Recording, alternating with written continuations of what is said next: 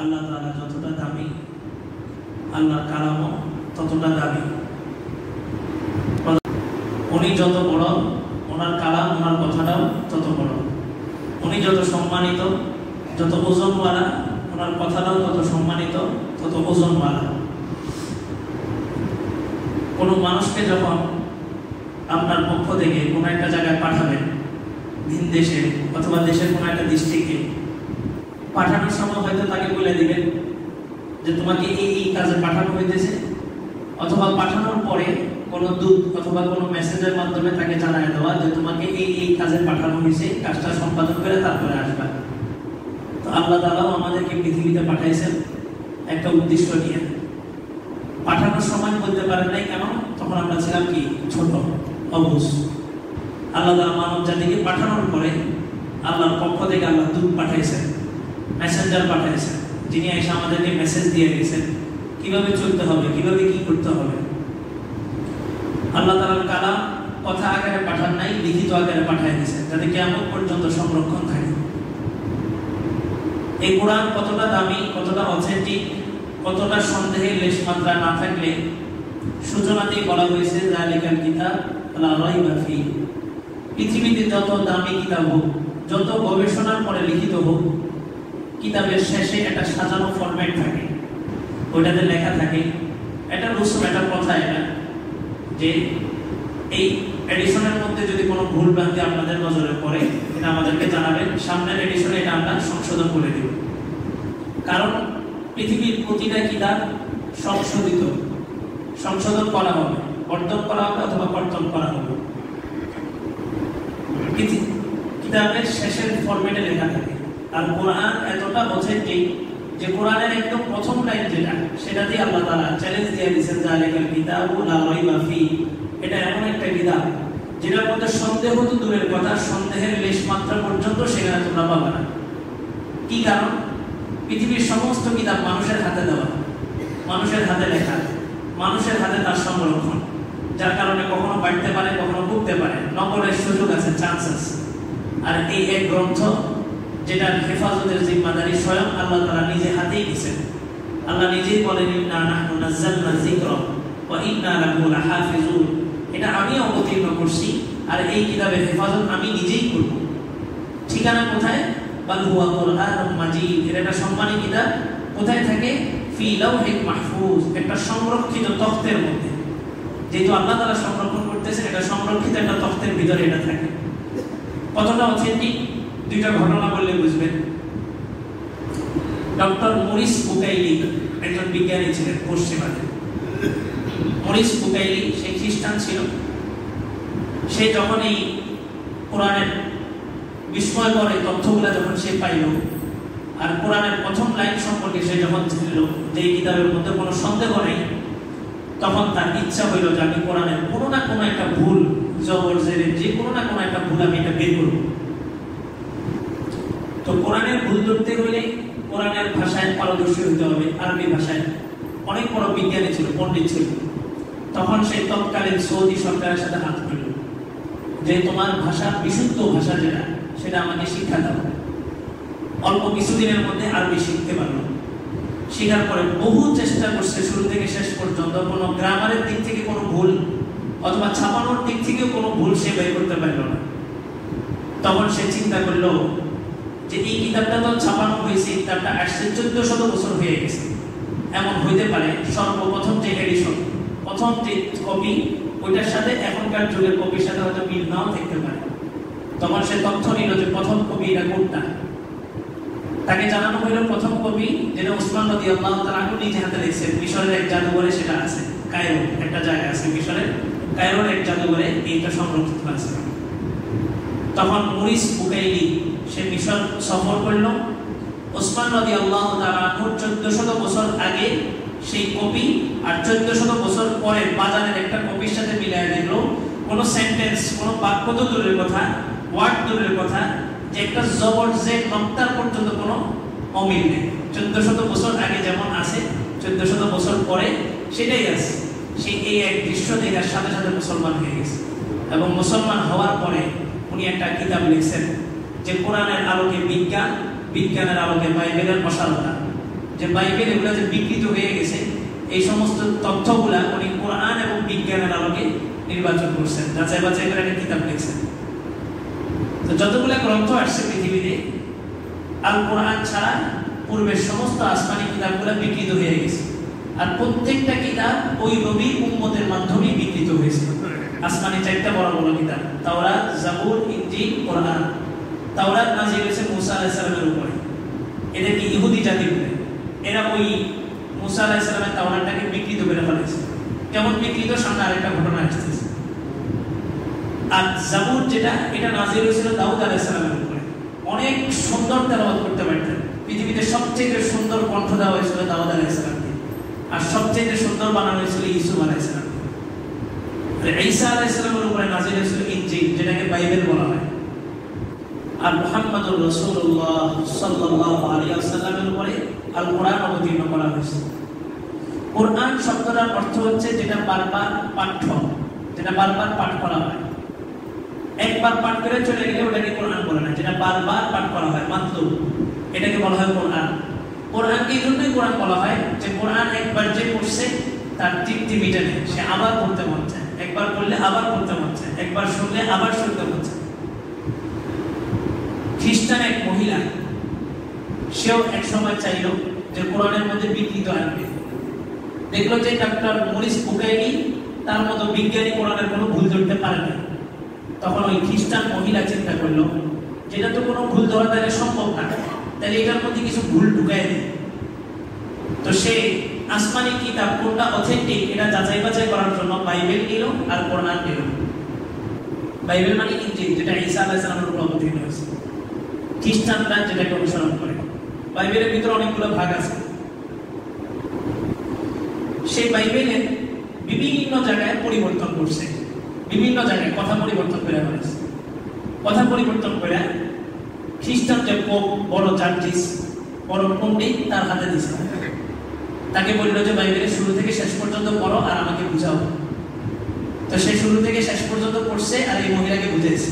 ওই যেখানে ভুলটা ভুলই বুঝেছে, সে ধরতে পারে না যে এখানে ভুল ঢোকানো হয়েছে। ওই খ্রিস্টান মহিলার বিশ্বাস হয়ে গেল যে আসমানি কিতাব হইতে পারে না। তখন সে হাত দিল কোরআনে, হাত দিয়ে সূরা ফাতিহার মধ্যে পাল্টাইছে, শেষের 10 সূরার মধ্যে পাল্টাইছে। বলে যে শুরু আর শেষ পাল্টায়। দিল এক গ্রামের মুয়াজ্জিনের কাছে, কোন বড় আলেমের কাছেও না, বড় হাফেজের কাছেও না, দিছে কার কাছে? একজন মুয়াজ্জিনের কাছে।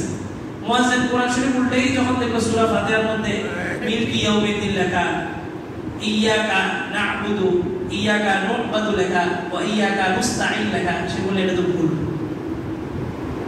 তো বলে আচ্ছা হইতে পারে এক সূরাতে ভুল হয়েছে, তুমি আরো পড়ো, শেষের 10টা সূরা ছোট ছোট সূরা, বাকিগুলো তো বড় সূরা। শেষের 10 সূরা উল্টায় দেখতেছে সূরা ফিলের মধ্যে ভুল, সূরা কুরাইশের মধ্যে ভুল। যেখানে যেখানে ভুল মুয়াজ্জিন সেটা লিখে দিয়েছে। কি বলেন, এই 11টা সূরার ভুল ধরার জন্য কি মুয়াজ্জিন হাফেজ থাকবে নাকি? আপনারা পারবেন না ইনশাআল্লাহ? একদম সহজ। আসলে আল্লাহ তাআলার একটা হিকমত। এই মহিলা যখন দেখলো ছোট থেকে ছোট সূরাগুলোর মধ্যে আমি পরিবর্তন আইনাও, কোরআনের মধ্যে কোনো পরিবর্তন আনতে পারিনি, তাও কোনো বড় আলেমও না, কোনো হাফেজও না, একজন সাধারণ মুয়াজ্জিন আমার এই ভুলগুলো ধরে ফেলেছে, সাথে সাথে সে মুসলমান হয়ে গেছে।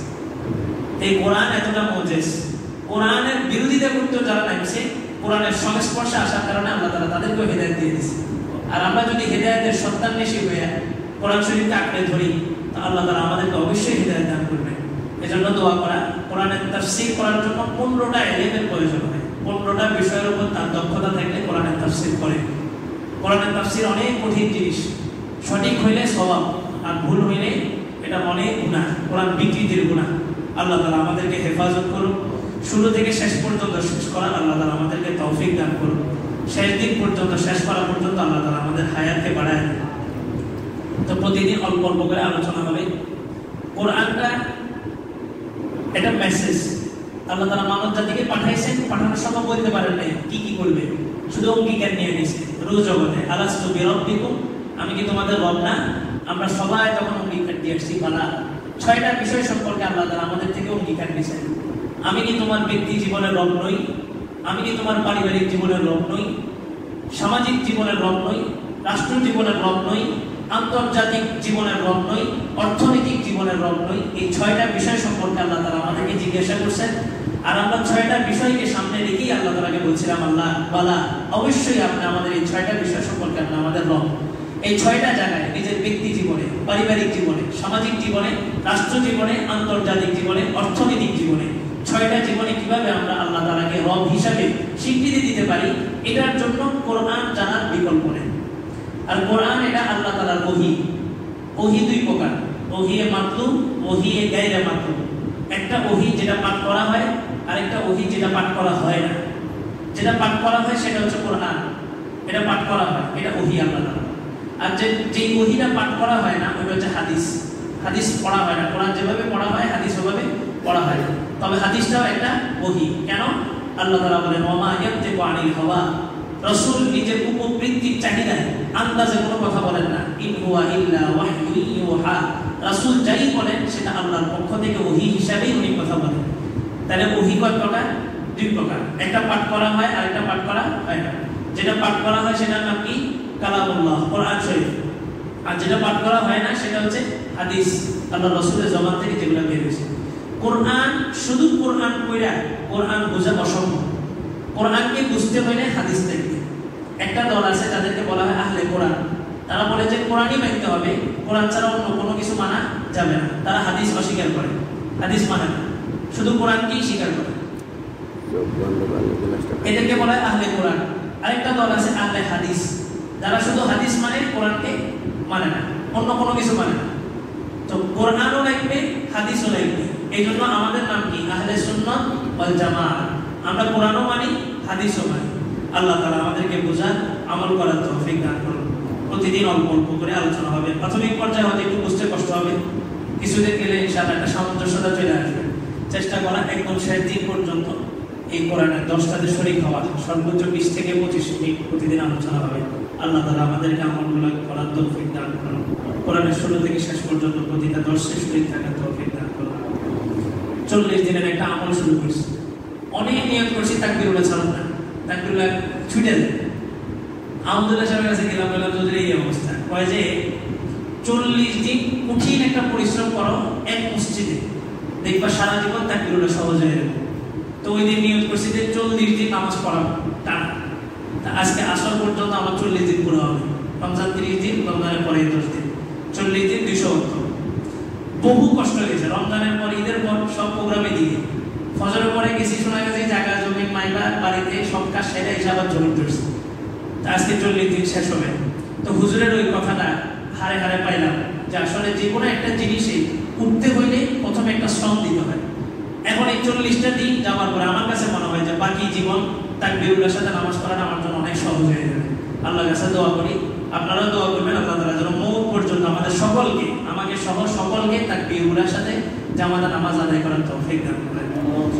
আলহামদুলিল্লাহি রাব্বিল আলামিন। রব্বানা যালামনা আনফুসানা ওয়া ইন লাম তাগফির লানা ওয়া তারহামনা লানাকুনান্না মিনাল খাসিরিন। ইয়া রাব্বি লাকাল হামদু কামা ইয়ানবাগি লিজালালি ওয়াজহিকা ওয়া লিআযীমি সুলতানিক ইয়া আরহামার রাহিমিন।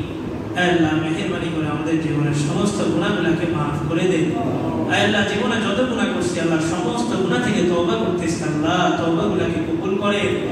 আল্লাহ শয়তানের ধোঁকা, নফসের ধোঁকা থেকে আমাদেরকে হেফাজত করে। আল্লাহ আমি অযোগ্য, আল্লাহ আমার কোনো যোগ্যতা নাই, আল্লাহ আপনার কুদরতি হাতে আপনি আমাকে যোগ্য বানায় দেন। আল্লাহ আপনার কোরআনের তাফসীর করার মতো আমার কোনো যোগ্যতা নাই। আল্লাহ মেহেরবানি করে ভুল ভ্রান্তি থেকে আপনি আমাকে হেফাজত করে। আল্লাহ হক কথাটাই আমার মুখ থেকে বের করে দেন। আল্লাহ যেই কথাটা জাতির উপকার হবে ওই কথাটাই আমাকে বলার তৌফিক দান করে। যেই কথা জাতির ক্ষতি হবে, যেই ভুল কথাগুলো বললে জাতি গোমরাহ হবে, আল্লাহ ওই ভুল কথা বলার আগে আমার জবানকে আপনি আটকায় দেন। আল্লাহ ভুল কথা উচ্চারণ করার আগে আমার জবানকে আটকায় দেন। ভুল পথে চলার আগে আমার পাগুলোকে আটকায় দেন। আল্লাহ মেহেরবানি করে আপনার কুদরতি হাতে আপনি আমাকে পরিচালিত করেন। আল্লাহ কোরআনের এই দর্শে যারা শামিল আছে, আল্লাহ সকলের হায়াতকে বাড়ায় দিয়া কোরআনের শেষ দরস পর্যন্ত আমাদের হায়াতকে বাড়ায় দেন। আমাদের হায়াতের মধ্যে বরকত দান করে। আল্লাহ সকলকে সুস্থতার নিয়ামত দান করে। আল্লাহ মুরব্বীদের হায়াতের মধ্যে বরকত দান করে। আল্লাহ মুরব্বীদেরকে আপনি সুস্থতার নিয়ামত দান করে। অসুস্থতাও একটা নিয়ামত, আল্লাহ অসুস্থতার নিয়ামতকে সুস্থতার নিয়ামতে পরিবর্তন করে দে। আল্লাহ সুস্থতার নিয়ামত দ্বারা পরিবর্তন করে দে। আল্লাহ মেহেরবানি করে আমাদের দোয়াগুলোকে কবুল করে। আল্লাহ মসজিদের অনেক কাজ বাকি, আল্লাহ আপনার ঘরের কাছে যারা আল্লাহ সকলকে আপনি কবুল করে, সকলের নেক মাকসাদগুলোকে আপনি পূরণ করে, আপনার ঘরের কাজ আপনার কুদরতি হাতে আঞ্জামের ব্যবস্থা করে দেন। আল্লাহ যত জরুরত আছে আপনার গায়েবী খাজানা থেকে পূরণ করে দেন। আল্লাহ মেহেরবানি করে আমাদের দোয়াগুলোকে কবুল করে। সুবহানা রাব্বিকা রাব্বিল ইজ্জাতি আম্মা ইয়াসিফুন ওয়া সালামুন আলাল মুরসালিন ওয়ালহামদুলিল্লাহি